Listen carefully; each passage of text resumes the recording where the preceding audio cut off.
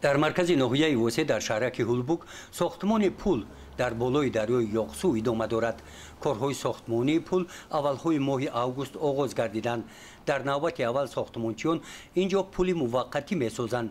این کارها در این میدان همه‌اش برای ساختمان این انشاءات روانه شده است.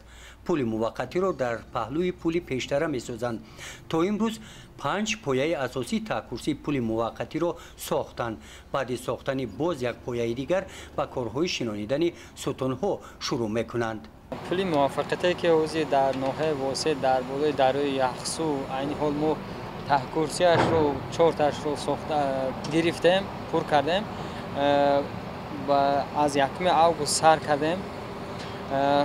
پلان داریم که مقصد که نقشه داریم که از تا 1 اکتبر همین با انجام رسانیم و ماست اساسی رو پل اساسی رو با ساختمان شروع کنیم. در روزی پل موقتی 60 متر بوده، پهنایش 10 و 70 بوده.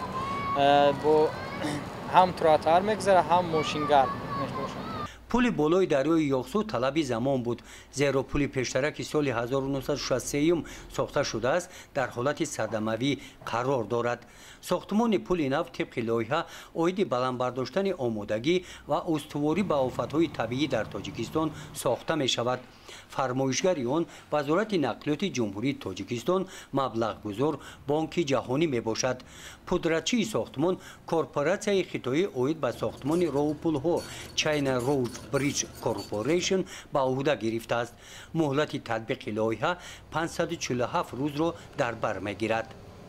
گزارش خواجه نظریف خدای نظر ظهوروف از ناحیه واسه برای برنامه اطلاعاتی نوید.